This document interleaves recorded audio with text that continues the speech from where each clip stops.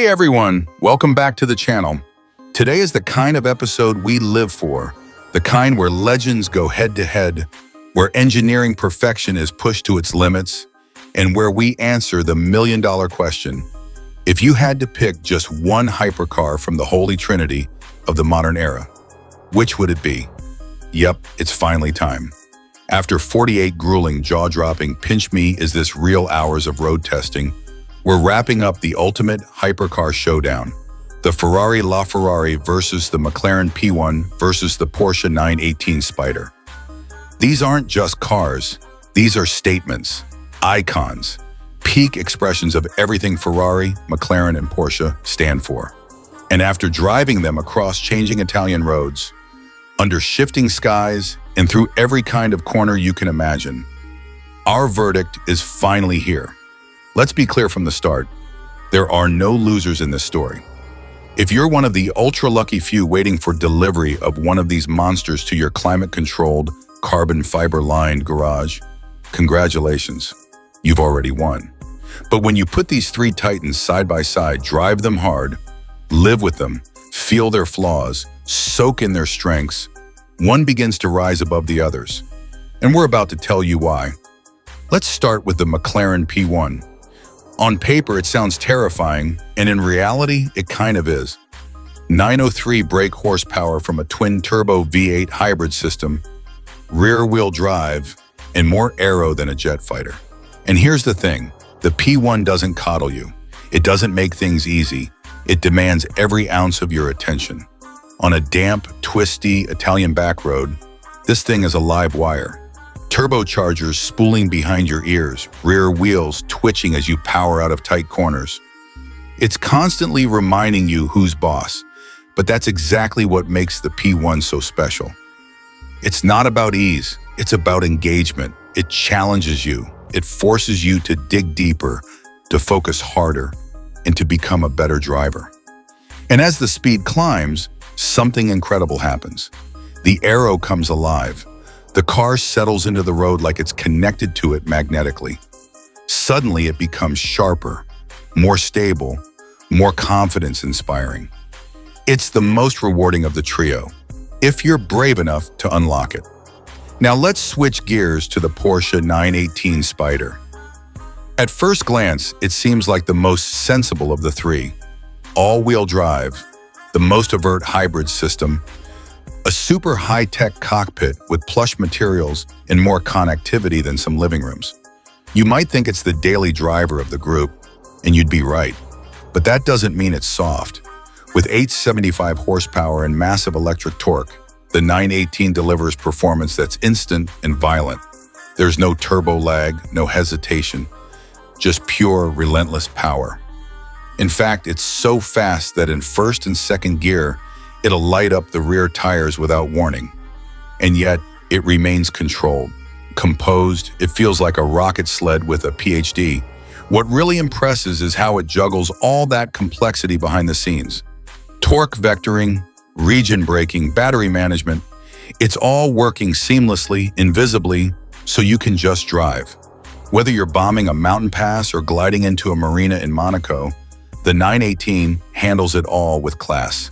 And when things get cold or wet, it's the one you'd actually want to be in. It's comfortable, it's practical, it's smarter than it lets on. Then we have the LaFerrari, the most emotional of the bunch. Unlike the other two, it's not trying to be clever. There are no customizable driving modes, no touchscreen menus to navigate. It's all about raw, focused performance. The hybrid tech is there, but it hides in the background, letting that glorious, naturally aspirated 6.3L V12 sing at full volume. And wow, what a sound. That engine doesn't just roar, it screams, rips, and howls like only a Ferrari can. And that's the beauty of the LaFerrari. It takes all the insane tech and wraps it in passion. The steering is razor sharp, the throttle response is instant, and the way it pivots through corners, man, it's like the car is reading your mind. Everything about it feels alive, visceral, and pure. You don't need to mess with settings. You don't need to scroll through menus. You just hop in, twist that Manatino dial on the wheel, and drive like your life depends on it. Ferrari's engineers did all the hard work behind the scenes so you can focus on one thing, driving. And trust us, it's an experience you'll never forget. Now here's where things get even more interesting. As the roads changed over our 2-day test, so did our opinions. On wet roads, the Porsche's AWD and predictable handling were a blessing. It felt safe, fast, and unflappable. The McLaren, meanwhile, demanded full respect.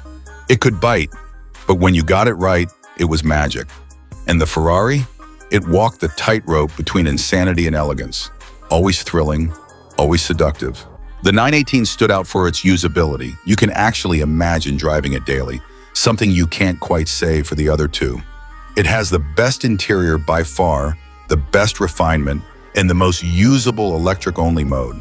It's a Swiss Army knife of a hypercar, a tool for any job, but maybe a little too good at hiding its madness. The McLaren, on the other hand, never lets you forget how fast and dangerous it is.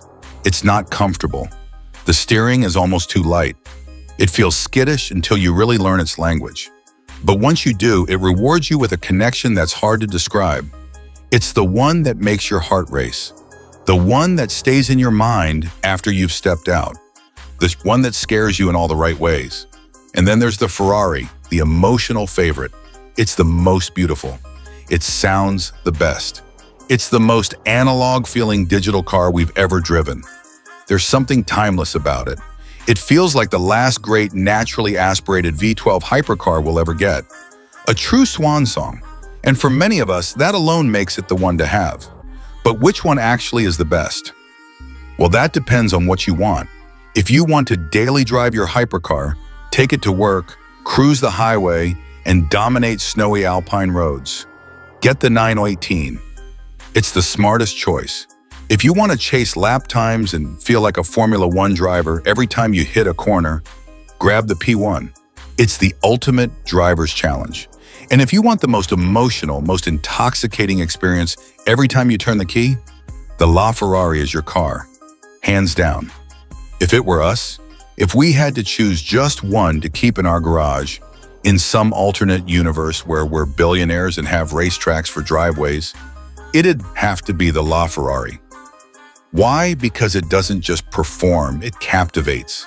It's a pure, distilled moment in time, a final celebration of raw combustion, passion, and elegance before everything goes electric. It's the car that future generations will remember as the end of an era. So there you have it. 3 titans, each redefining what a hypercar can be in their own way. No losers, just different flavors of greatness. Let us know in the comments, which one would you take home? The technological wizardry of the 918, the visceral rush of the McLaren P1, or the pure magic of the LaFerrari? And don't forget to like, subscribe, and hit that bell icon for more deep dives into the world's most powerful, beautiful, and downright insane machines. This was the ultimate hypercar showdown, and we'll be dreaming about it for a long, long time.